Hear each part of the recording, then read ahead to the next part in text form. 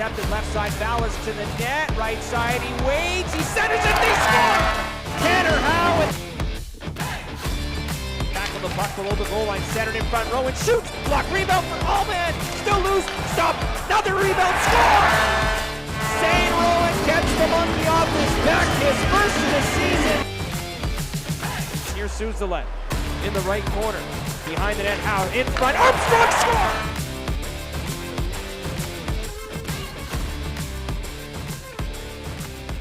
Welcome to Pat's Cast, the unofficial Regina Pats podcast, with your hosts Chris Clark and Kevin Shaw. All right, Kevin, we're going to have a little quick recap of these past three games, then we're going to get into a first half recap with Rob Vanstone in a bit. So we'll quickly go over these three games that we saw. Spokane, I mean, coming in, we need this game.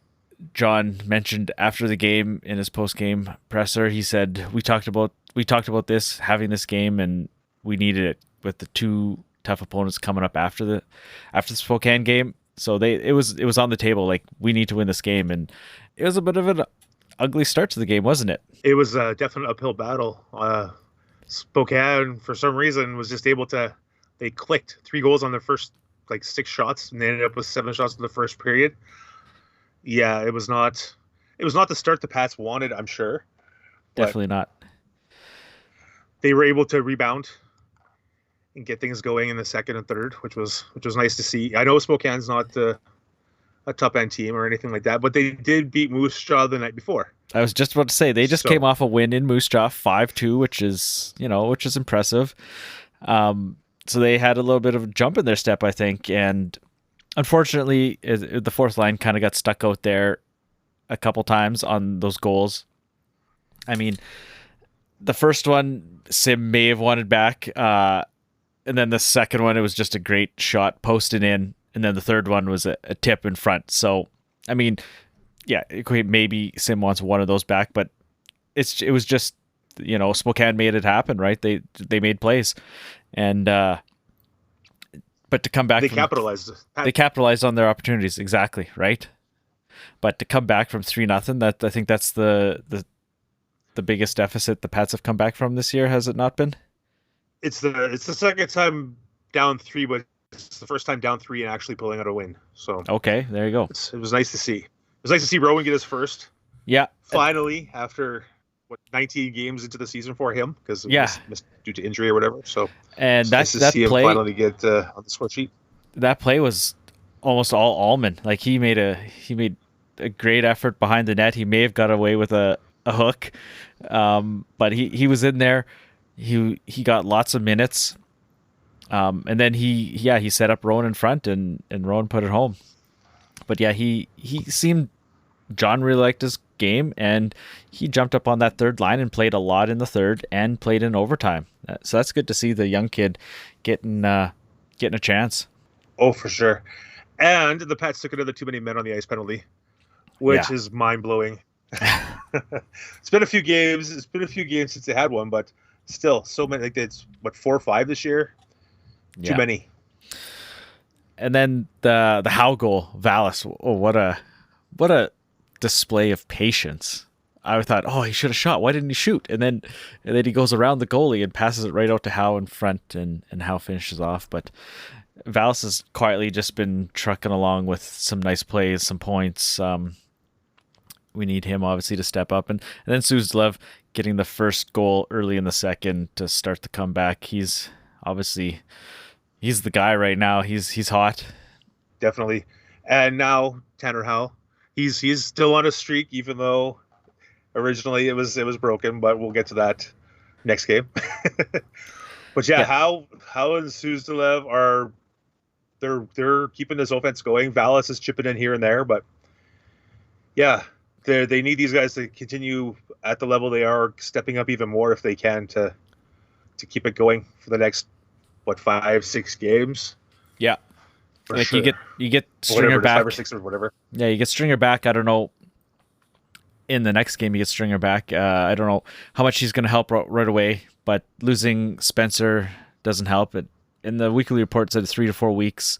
Sounds like it's just an ankle sprain. So that's the way it looked. It looked ugly, but I mean, that's probably the best outcome that you can hope for. I don't, I'm not a is doctor. it though? Sprains can sometimes That's sprains true. can take a long time to heal. So That is true, but at least I it's just hope not he like can get healthy soon. yeah, at least it's not like, a torn ligament in his Ligaments. knee or something. Or Yeah, I know breaks aren't the sure. worst thing, but that's a longer term outcome, obviously. But yeah. So I mean, it's gonna be tough. The team was just starting to get healthy, and then it's kind of gone off the rails again. But it's Spencer's your second line center. Well, kind of sort of your second line center, and now he's gone for who knows how long exactly, right? But right. Your highlight in that, I think, was the sim save. It was kind of a breakaway. He made a great toe save. That was really key. That was I have it down here. Early in the third, he made a great save and held on. And then it just goes overtime, shootout, and Howe with a great shot and Suzulev with a great move to score in the shootout. Yeah, it was nice to cap that comeback off. Yeah, definitely. And then I'm going to throw to John a couple comments from that game on Allman. He really liked his game, so we're going to hear from John. We were just a little bit flat, I think, flat-footed, and certainly not putting any blame on them. But the young guys were out on the ice and got caught out there, and he got captain's line out there against them off for a face-off. We actually got it out, and then it came back. So stuff like that happens, and so I thought we were slow to start off the gate, but then we sort of picked it up, and a couple pucks went through Drew, but then he closed the door completely after that, and clearly you need that. I mean, it's tough to come back for 3-0, but the goalie has to probably be just as important as the scorers, and he was.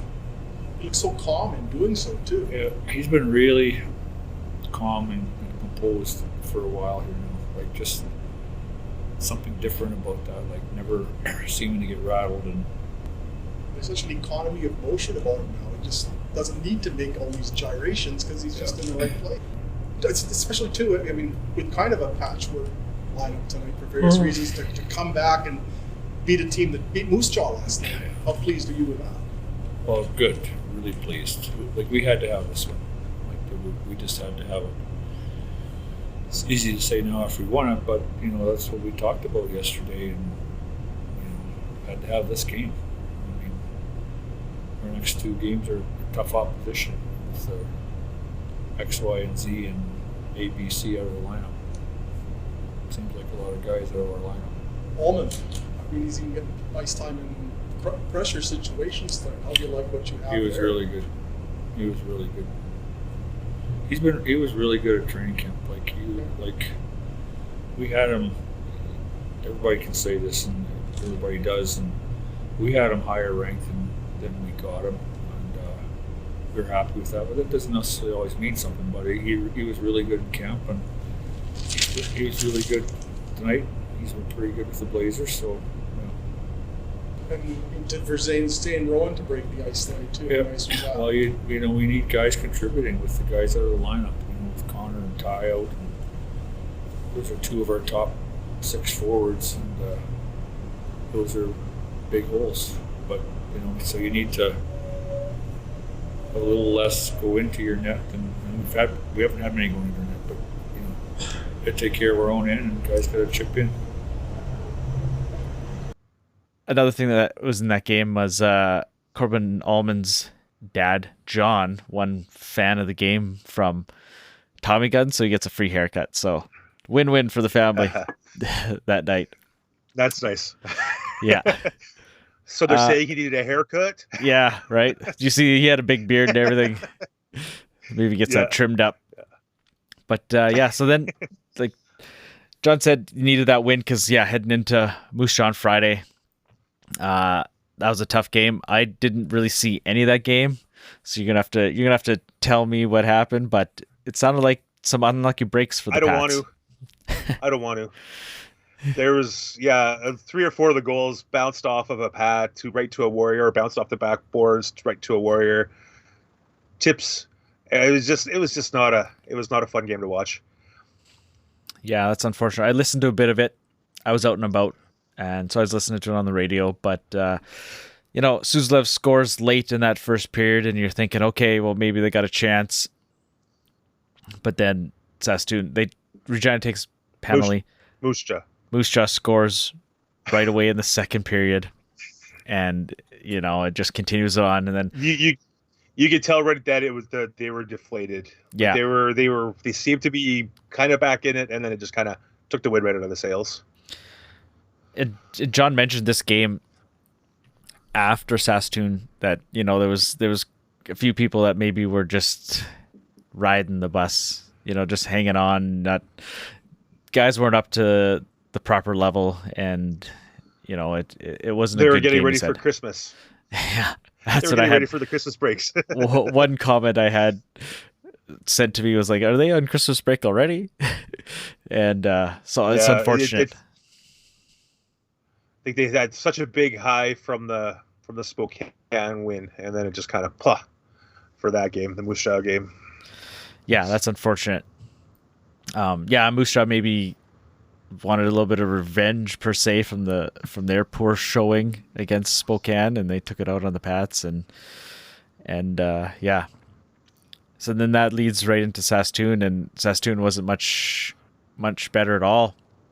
I was late to this game, and I jump in the car, and it's 3-0, 9 minutes into the first period, and I thought, oof, do I even want to go to the game? Do I just turn around and go back home or what? But no, I made it to the game. I hear Armstrong score on the 5-on-3, and I get to the rink, and it's Saskatoon scored in their fourth goal of the period, and it's just like, ooh, 4-1 already. Like, that was tough. Yeah, it wasn't a fun showing. That's that much I could say. Whatever. It was a write off. You could tell. You could tell once they got their second, third goal. It was a write off, but they tried. A few of them looked good. A few of them didn't. But hey, that is what it is. It's getting, like I said, it's getting close to Christmas, the Christmas break. So yeah, that's junior hockey, right? Not everybody's on the game every game. Kind of an interesting stat. Yeah. That game was no shots in the second period. That was pretty wild. Yeah, that hasn't happened very often, but yeah, that's interesting. 15 shots total. I mean, you're not going to win many games getting 15 shots. Yeah, not at all. One decent stat was they won 29 face-offs compared to Saskatoon's 28. Hey! Yeah, I know, finally, right? Hey. They got way outclassed in Moose Jaw. Yeah, 35-19 in Moose Jaw. Yeah, right. Like, so it's something, and you talk about losing Spencer. Well, yeah, he's a center, and they've need somebody else to step in, work on the draws, and you need to win those draws, right? Like, you can't not start with the puck all the time. It's tough to win a game like that. Yeah, when the other team has the puck, automatically you're not going to win many games. No, it's real tough. So Howell picks up an assist there. Suzdalev picks up an assist, so their point streaks are going. Armstrong with a nice little goal there. It was nice to see him scoring. He's like, we've talked about him before. He's kind of just chugging along. 12 goals already this season. So that's what you need to see. You need to see some of these other guys as well. Rob asked. It's nice to see the goals, but no, go ahead. Yeah. Rob asked John about, you've got 23 20-goal scorers. And John, his rebuttals, yeah, but we've got lots of guys with just one goal, right? So there needs to be some more balance, kind of thing. And yeah, you need some of these guys down the depth chart to chip in a goal here and there. You need that third, fourth line to chip in a goal. Somebody needs to chip in one every game, almost, right? For sure. The third and fourth line guys, they're either snake bitten or they just I don't know what it is, but Michael's just seems to have a brick wall in front of him every time he shoots at the net. Unfortunate posts and beautiful saves. He's had some nice opportunities in the last few games. He just can't buy a goal. No. Yeah, it's unfortunate. But, so then it's into the Christmas break. You have anything else on those 3 games? No, that's all. Halfway through the season, that's good. We're good for now. Yeah. Yeah, so here are some comments from John after the Saskatoon game. I asked him just his kind of general thoughts on the first half. He talks a little bit about Sim, and then we'll go to Rob and ourselves, and we'll chat about the first half and what we thought. And just general thoughts on the first half of the season. Well, I think to be 2 games over 500 with it, I'm fairly pleased with that. I think, the road trip out west really, helped the pure record, one, and it also, brought us together as a team a little bit. And for the most part, those players had maybe strings with Lethbridge, had never really experienced that road trip. So I can't say that was missing necessarily for them, but I think it was missing. And I think a lot of good things came out of it. We're seeing, the sort of negative, I think, of being, like I said earlier, a little bit tired and stuff. But I think that that's good. I mean, our schedule now, you have to win games whether it's home or away. But our schedule is 20-13 last part of the season. That's home games. I mean, we know there's some tough games, but there's also a lot of conference divisional games that are going to be 4-point games. So I think we have that to look forward to, and maybe we'll never be healthy. Okay, you get strings back and you lose Ty for an extended period of time with a bad ankle, sprained ankle. You lose Shancy, who we I think has a good future, not big future this year. He's a young player, but has some speed and feel for the game. So, whenever it is, we have a full lineup. I think we have a pretty good team. To have mid-season 3 players with at least 20 goals, what does that say? Maybe a little bit top heavy, are we, or what? How many players? I wasn't implying that. How many players got 1 goal? There's a balance there. Well, I know we were at, a week ago or before we went to Winnipeg, and I don't know, we were only 10, 12 goals behind them, and overall for goals for. So, I think we have a pretty decent combination of everything. Again, you have to be healthy to really see that and really know it, but you can sort of visualize it or imagine it with when Connor's back of how we can score, and Howie and Suzlev and getting strings and back, and so you can sort of imagine how it can go. And Drew's had a really good first half of the season, and we're really happy with our goaltending. So see what we maybe come up with in the next 3 weeks. Yeah. As far as the team.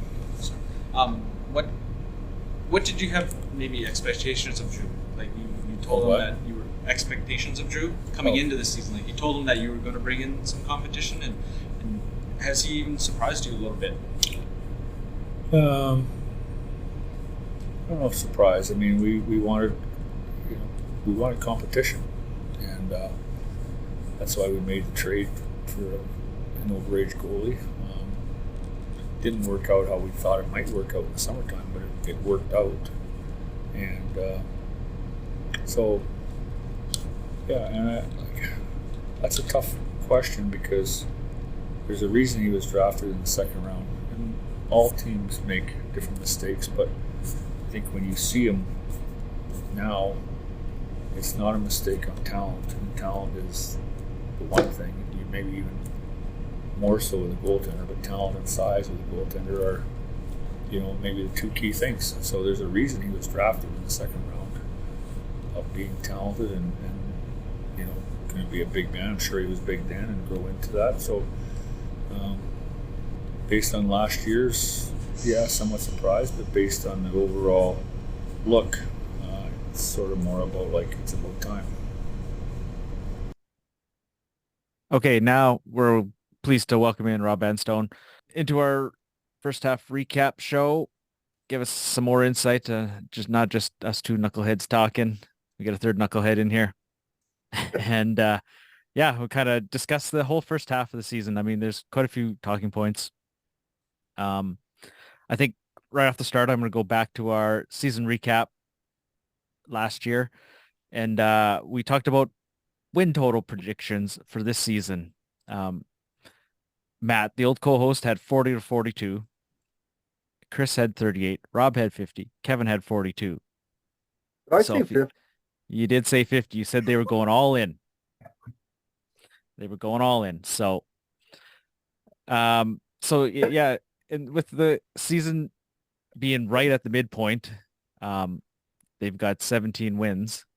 So 34 is kind of on the pace. If they 33 of their last 34, I've nailed it.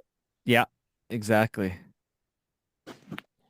So I think we're all a little short, but you never know what happens in the second half.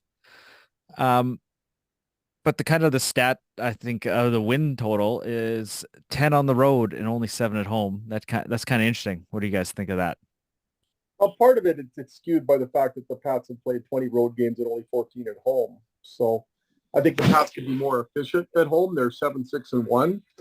I think their winning percentage at home isn't discernibly or significantly different than on the road. So No, it's 50-50 or it's 500 both places, right? So you can look at it and say, well, it's great that they're a tough out on the road, but at home, I think they need to up their game. And coming into the new year, especially not long after Connor Bedard returns, they have a nice stretch of home games. January is loaded with home games. So that's an opportunity for them to get some momentum going at home and really start making some gains, because they've gotten through arguably their toughest stretch of the season in terms of it's simply being arduous. And so the way the season breaks down in the second half is an advantage for them. Now they have to start taking advantage of favorable scheduling by actually winning those home games a lot more often, at least 2/3 of them.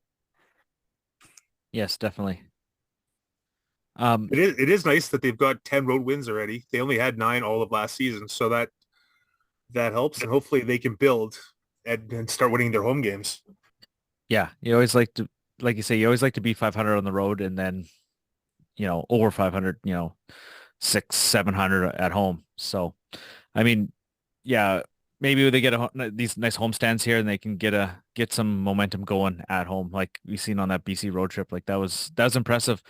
I think I looked at it, it's 3 times they've won 4 on the BC or US portion of the road trip since 2000. So to do it this year, it's nice to see that, because that's a tough road trip for them here historically, no matter what kind of team they have. I'm curious as to what kind of team they are going to have heading into January. What is John Paddock going to do leading up to or on the trade deadline? I can't see them, forgive the accidental pun, but standing pat. I think there's a case for John to be a buyer. I think there's a case for him to be a seller, and there is a clamor out there. I don't think it'll be successful for him to be a massive seller and to trade Connor Bedard. What I'm thinking is that he'll likely be more on the side of the buyer, but not one who's trying to add a franchise player, but one who's looking to fortify the roster, because I think they've got top end talent. If you look at their top 4 or 5 players, I'm not sure there's a team in the league that's significantly better. But the problem is there's a real precipitous decline after those top 4 or 5 players. There's 5 players have 72% of their goals, and all 10 teams that are above the Pats in the overall standings have a lower reliance on their top 5 players, to the point where I think Portland has got about 47 or 48% of their goals from their top 5 goal scorers. The Pats are 72.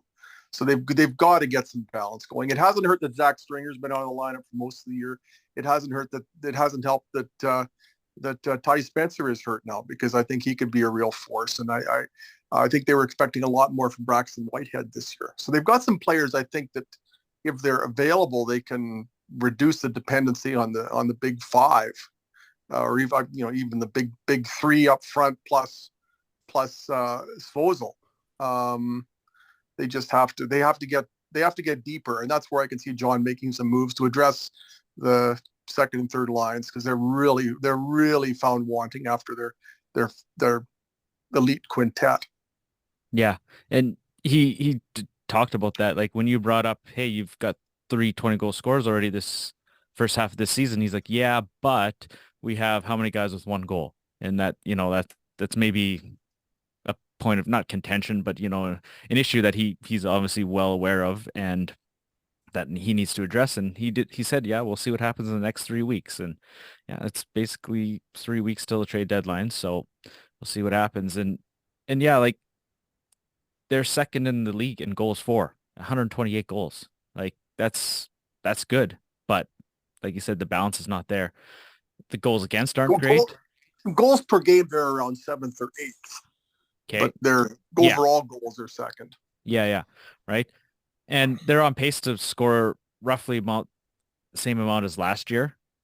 And what's kind of the stat that I kind of surprised me a bit was they're on pace for almost to let in as many goals as they did last year. And you think visually the goaltending has been better.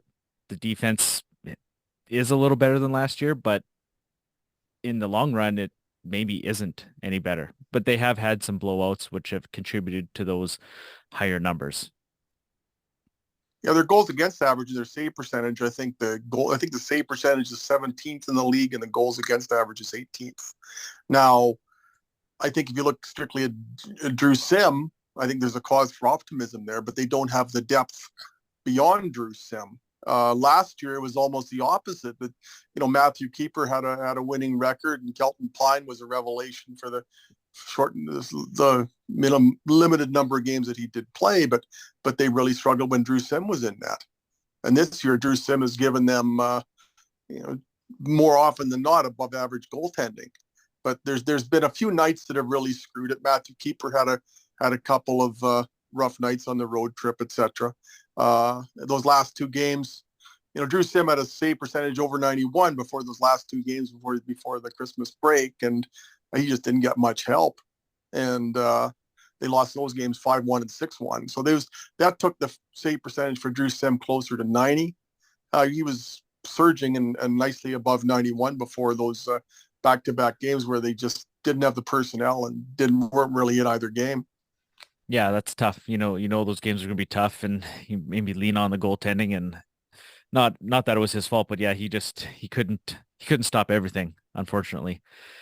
And they also couldn't put anything in the net. They had trouble scoring, have trouble getting shots, no shots in a period. You need 15 to in score a whole game, 15 in a whole game in that Saskatoon game. Yeah, that's not going to help out your goaltending when the puck's not in there, and for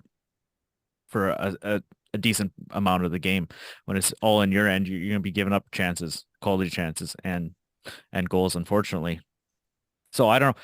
Now there was a change in goaltending coach. It's been kind of quiet, but for whatever reason, maybe that a new voice, maybe that'll help out. I mean, Sim's been doing well already, but maybe that brings a new voice to Keeper and Pine. That's another question, is what they're going to do with the 3 goalies coming up in the second half here as well. Yeah, I mean, Keeper's 18 and Pine 17, and Drew Sim's going to get most of the starts. So where do you've got to, one of those other 2 has got to play. If it's not here, it's every 3rd or 4th game, it's got to be somewhere else. Otherwise, you're just stunting their development at 17 or 18. And Matthew Keeper had that amazing game earlier in the year in Brandon, where he had the 51 save game. Because I think his that and the Drew Sim 47 save shutout in Vancouver were the Pat's 2 best goaltending performances of the year. Drew Sim has been able to build on some games that seemed like Matthew Keeper was back to where he wanted to be after a difficult second half to last year, and just for whatever reason it isn't working out for him this year. It's I still think there's a very good goaltender there, but he's got to play in order for that to happen. And Drew Sim, he's basically going to be the goalie unless you got back-to-back games and you really want to push it. You really don't want to push it. I mean, well, I think he's playing back-to-back. He's not going to play 3 and 3, I think. And unfortunately, Pine had to eat one in Winnipeg here just recently, but they went all in on the Friday PA game and the Saturday here at home with Calgary, and I was a little surprised that they pushed Pine back to Sunday. I was like, well, he should probably play Saturday, but they put Sim in Saturday, and I mean Pine did okay, 6 goals I think was it in Winnipeg there. Yeah, 6 goals, but he played well. He let in a couple shaky ones early, but he played pretty well. For the most blame part, him. yeah. Yeah. No, right. I mean, that was going to be a tough game no matter who's in net, but I just thought, oh, don't want to give the young guy that game, but I mean, they had made that decision and went with it. So yeah. So yeah, maybe a couple other talking points. I mean, we touched on the trades. We said kind of collectively they need like 5 guys, if they really want to contend. I think Sim maybe with his back to normal, or not back his game back to normal, I guess, the way he can play. There's one, but yeah, like you said, there still needs some more. And it's just like, are they gonna go for some top end guys, or are they just gonna go for more for depth? I mean, John said at the leadership announcement press conference that they were open for business for making this team better this year. Now they've made a couple trades. They brought in Jacques Chance for Dubinsky. Now that trade doesn't really make your team better this year. And then they brought in Naremba. Now he's 17 as well as Chance. And is he making this team better this year? Not really. He's going to be there for, 2 to 3 more years down in the long run. And, he's got some skill. We haven't seen it yet. So hopefully that pans out. But it's what are they going to do is the big question. Like, yeah, are they going to go high end or not? And the one move they did make for this year, they brought in Tanner Brown, a 20-year-old defenseman. And so I think that solidified their D core. But I look at their defensive core, and I just think this should be a team with a good number one goaltender. I think, and I think you can safely say they do have that. I look at their personnel on defense, and this is a team that just should be able to allow fewer goals than it does. Got that to me. I mean, they had more goals last year than 4 of the Eastern Conference teams that got into the playoffs, and they didn't make the playoffs. And they just couldn't keep the puck out of their net. And this year, it looks like they are going to make the playoffs, but you're not going to go very far in the playoffs unless you're more efficient defensively. Goaltending is part of the equation, but I don't think they're a tidy enough team defensively. And it was easy to keep it all on the goaltending last year, but that isn't quite the same. You can't do the same thing this year. It's a different discussion. Yeah, I mean, just overall, it's just, it hasn't been, like you said, it hasn't been tidy. One guy, Bateman, you were kind of on the fence with Bateman throughout last season, and then you said at the recap, you're like, yeah, this guy, is definitely a guy to be here this year, and he's leading the team plus minus. I mean, only at a 15, and not many other guys are even in the double digits, and that's the thing. Like it's they're having trouble as a whole, and that's kind of how it was last year too. They had trouble as a whole. It wasn't just on the goaltending last year as well. Like you think about that one Brandon game, there must have been 3 2-on-1s, 2-on-0s, like later in the season there. It was just ugly. And they've gotten better, but they haven't got there yet. No, you watched Saskatoon here the other night. Yeah. And they just don't give you anything. And so many hockey people talk about structure, and I hate hearing that word. But you watch Saskatoon come in here and do what they do, and where even a marginal shot on goal is a cause for applause, and you realize, okay, that's the way the game has to be played in order to progress, because Saskatoon is one of the elite handful of teams in the league this year, and they're just not going to give you much.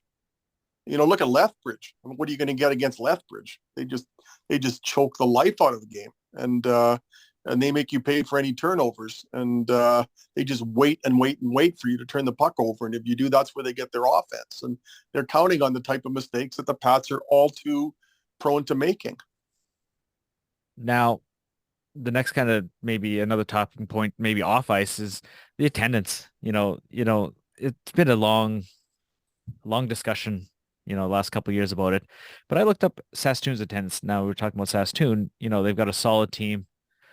Their ticket prices are more than reasonable, and they're only averaging like 400 more than Regina, which is quite surprising. I know, they have their own issues with like the location, right?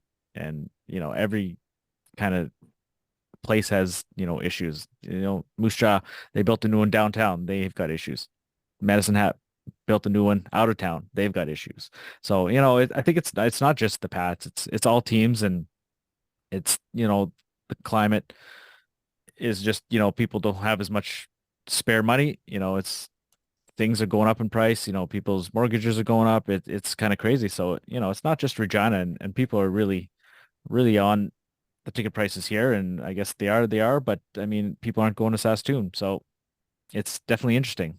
What do you guys think? Yeah, I mean, I hear the location of the rink in Saskatoon used a lot, and then the age of it, and it's not really a especially comfortable place to sit.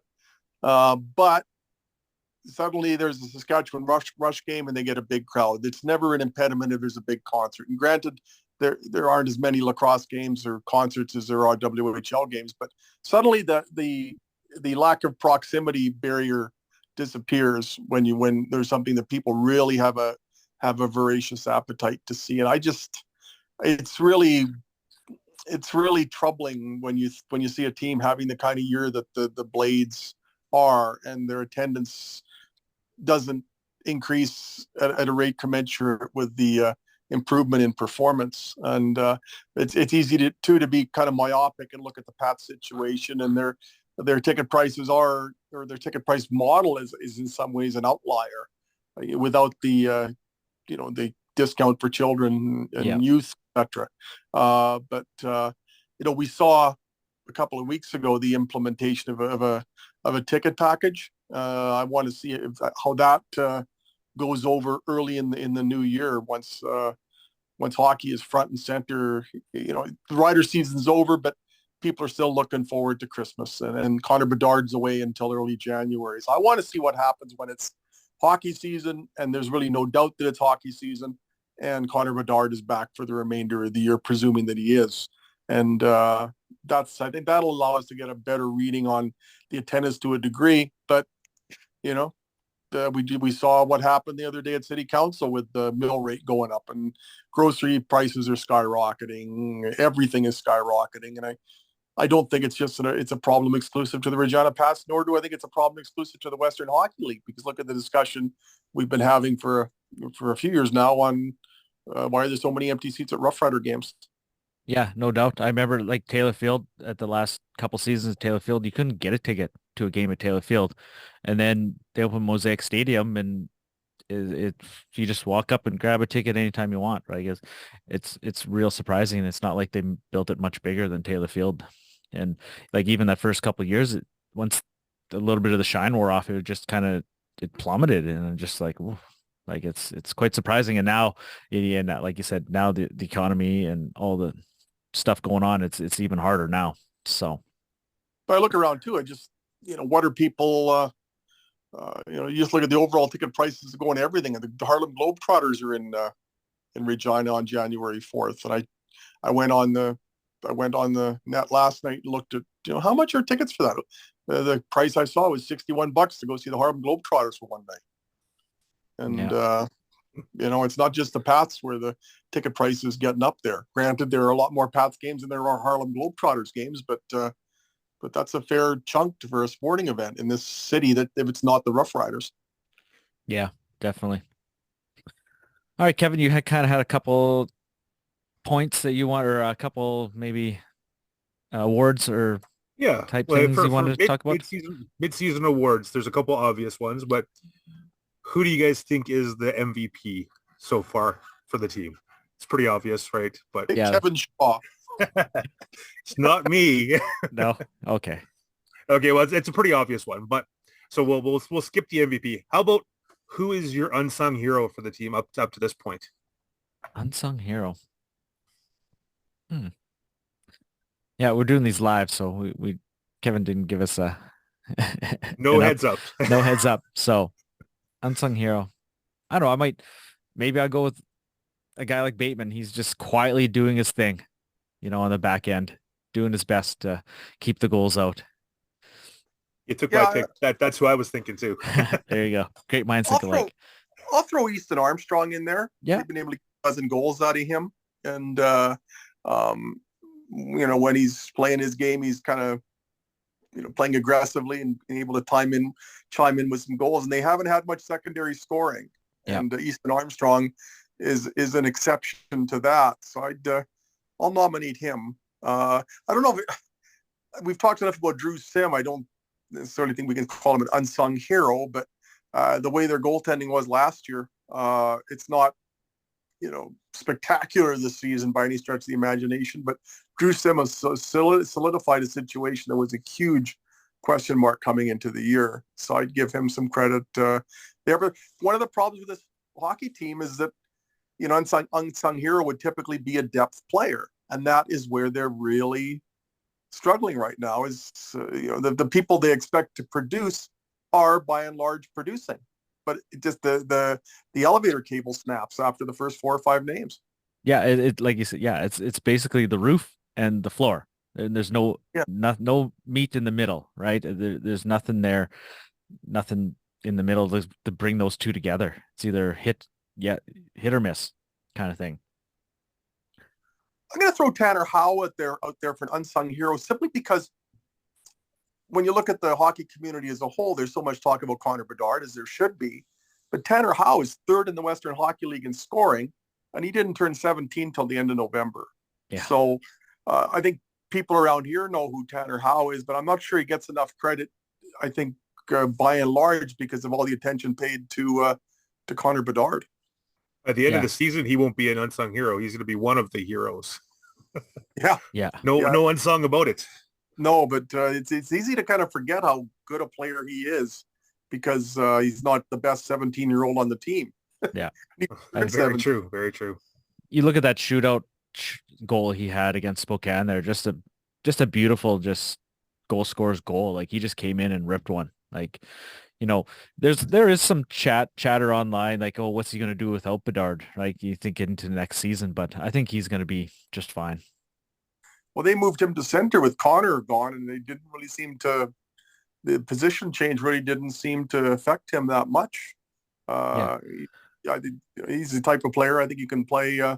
He can play anywhere, and he seems like a 200-foot player. He does kill penalties. He was 16. He was killing penalties already. So, yeah, he said he played center in midget as well, so he does have some experience there.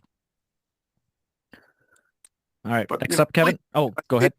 More unsung players. They need more players that you're going to be able to look at and say, well, he doesn't get all the headlines, but there's some real substance to what they're doing, and they just haven't had enough guys who meet that description. And anybody's going to be unsung on this team if they're not wearing number 98. Is it just everywhere he goes, it's the Connor Bedard show, at least in terms of perception.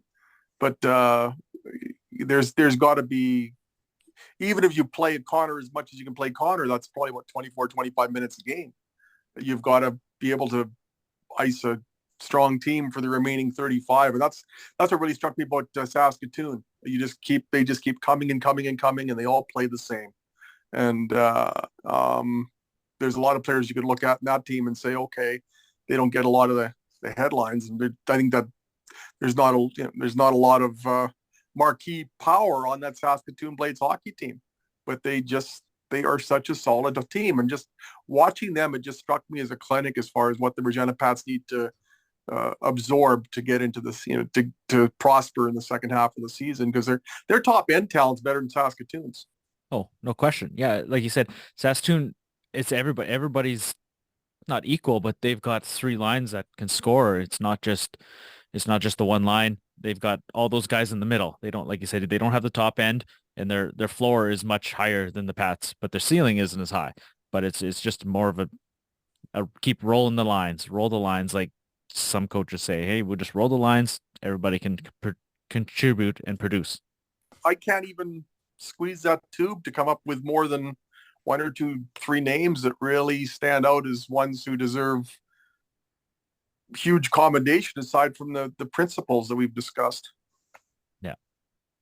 So with that being said, we've kind of touched on it already, but who or what is the biggest surprise and what is the biggest disappointment this year so far? My biggest surprise is Sim. Sim. Yeah. Same here. Yeah. What about the disappointment? Not necessarily like a player's play, or like what's the biggest disappointment other than we've already talked about the ceiling and the floor. What is the biggest disappointment? Is it Matthew Wood not coming here? I don't think he was ever coming here. So, but that's a second round draft choice and someone who's going to go in the first round of the NHL draft next year, and isn't someone who's known Connor Bedard for a long time, and he played with Bedard and Tanner Howard, the world under 18s, and it was a long shot, but what a difference he would have made if they were able to get him here, even as a 17-year-old. That to me is as big a disappointment as anything, because it's a second round draft choice you don't get anything out of. No, and I think they maybe took him higher than he probably should have been picked, not based on skill, but based on his, whatever desire to go to the NCAA route. And they thought, well, if we take him now, maybe we can convince him. We've got Bedard here. We've got Howe, and can we just convince him to come, right? Like, it's just like, we'll take a shot in the second round, whereas other teams maybe would have taken him in the fourth or fifth as a long shot, right? But because he's got first round skill, and you've seen that in his first year as a goal a game in the BCHL as a 16-year-old. Like, that's very impressive. That's about all I've got. We've covered pretty much everything else I had on my list. So my other surprise, like you said, yeah, maybe Armstrong, 12 goals already this season. He's, a guy that we're kind of, what can he do, right? He's 19 this year, stuff like that. So, yeah. I'm surprised, Braxton Whitehead. I mean, this is somebody who scored 10 goals last year, but he had 6 in his final 15 games after a long goal scoring drought. It seemed toward the end of the year, Braxton Whitehead was really coming on, ended up with a letter on his jersey. And so I thought this was going to be a real breakout year for him. And for whatever reason, he hasn't been able to get on track. Zane Rowan only has 1 goal in 21 games. I know they were expecting a lot more out of him. But I mean, he was battling injuries for part of the first half of the year too. And I don't think that can be discounted as a factor either. You look at, Ty Spencer, as we've referenced. Zach Stringer's only played 2 games this year after the Achilles injury. Jacob Brook, again, that was a factor. So they haven't had the injuries to their top, elite players, but it wasn't an especially deep hockey team anyway. And then once the injuries start chipping away at the depth, that has contributed to it. And that's where I just wonder what is John Paddock going to do leading up to the deadline. I remember a few years back, it didn't look like they had a world beater of a hockey team, and he still went out and got Cole Sanford, a 50-goal scorer. And I don't think there's any Cole Sanford sitting around waiting to score the equivalent of 50 goals over the second half of the year. But John has shown that he doesn't have to have a real top team to go and make a move that's going to fortify it. He wanted that team to have some playoff experience. He wanted Cole Sanford to play on Sam Steele's wing. I think that helped Sam become a first-round draft choice. And I wonder if there's not necessarily an equivalent move, but one that will address the team's depth, because I don't think they can stay where they are. And I just can't, given everything they've said about Connor Bedard and not trading him, if you're not going to stand pat, you've got to go in the direction of fortifying the team, not to the extent that prime draft picks or prospects are going to be released or relinquished. Yeah. I mean, I think there's room to upgrade at that 20-year-old spot, like Janelle. I mean, the whole 20-year-old situation this whole season has been kind of a little bit of a debacle, but I mean, I think there's room for improvement there. And yeah, like you said, can they find somebody out there? I know Spokane's already sold guys. PA's already gotten rid of guys. Edmonton's literally fire sale. Anybody that played last year is gone. So I don't think, there's not too many teams that don't make the playoffs in this league. So that's tough that there's not a lot of sellers left, maybe Victoria, maybe a guy like Jake Poole, Kevin and I have talked about him. He looked good here, I think. but you never know, right? It's kind of what can you do, right? Without But to some extent, they got to get more out of what they have too. I mean, that too, got to yeah. there's got to be more that Sam Aremba can do. I mean, he was acquired at a not inconsiderable cost. I know his best years are going to be ahead, but Sam Aremba is a better player than his numbers would this season would have you believe. You got to think Braxton Whitehead has got to come around. I think there's there's more they can get out of. They're high on Zane Rowan. Maybe there's more that they can get there. And then they need better luck too. They got to stay a little healthier than they have been. Yeah, and that's it. Finally, with Stringer coming back, it's like, all right, everybody's almost healthy, and then Chance just went down just before Stringer, and then now, yeah, like I said, Spencer, and that was ugly. That looked real ugly. Kevin and I were like, ooh, that is not good, because they showed the replay that when he fell 3 or 4 times on the Every time they Jumbotron. showed it, it looked worse. Yeah, and to be only an ankle sprain 3 to 4 weeks, that's probably the best news they could have got out of Spencer, I think. But yeah, like I said, everybody, the whole team, almost the whole team's got to just get that little bit of improvement here going in the second half, and maybe they can get some momentum going. And it's unfortunate the road trip was that the BC road trip was that they got momentum. They won 5 out of 6, and then they come back and guys are gone to World Juniors and they got some injuries, and it's all for naught almost. That road trip just kind of went. They hit the high and then they literally hit the low literally this week after that, which is so unfortunate. So maybe this break will give them some rest. They can get rest up, healed up, and go into the second half. So I only got a couple more minutes left here. What kind of any other thoughts you guys closing out here? What to add? I mean, I was the one who said they'd win 50 games. So I'm not sure many more of my thoughts would really be constructive at this point. No, well, But they have a lot of home games coming up, so hopefully they can, like Rob was saying, build on that and keep get going and do something in the second half. See what happens as of January 10th. See what kind of team they have. yeah, and like I said, John's not afraid to make trades. He likes to dabble, and I'll fiddle around and try to make the team better always, right? So it seems. No, I'm looking forward to it. I mean, there's been so much talk about whether they should trade Connor Bedard, and it would be a real shocker if they did it now, given everything that they have said. But if presuming that he is retained, I'm looking forward to watching Connor Bedard play, presumably the last half season of junior hockey. You and Kevin are young enough to pretty much think that it's realistic you'll see another player this good in your lifetime. I'm not sure I will. So I want to max out and just enjoy the show, because it should be terrific down the stretch. Oh, no doubt. I enjoy going to the rink, watching him play. So like I said, I'm selfish. I want to see him play here. So I don't want them to trade him either. Yeah, same here. I've grown to really, really like 98. So I want to see him end his career as a Pat. Yeah, definitely. Well, I think we all echo that. And to anybody listening, if you haven't checked out Rob's articles on him, there's a 4-part story on him. Some great work there. Kevin was reading it. He's like, oh, look, there's all 4 of them. Boom, they're ready to go. So that was awesome. That's some great work there. So check that out on the leader post. Yeah. It was a real fun project to dive into. His parents, Tom and Melanie, could not have been more helpful. Some of the pictures of Connor as a little guy were really cool. Definitely. Yeah, when I was doing the Dub Network stories, those ones are always fun. Not just doing the game recaps. It was doing those kind of interest stories and diving into, some history or something like that, and trying to bring out a story for the readers and the listeners. And that's what I like to do. But unfortunately, I don't have the time to do that anymore. But yeah. Well, so. You, unlike me, have a real job.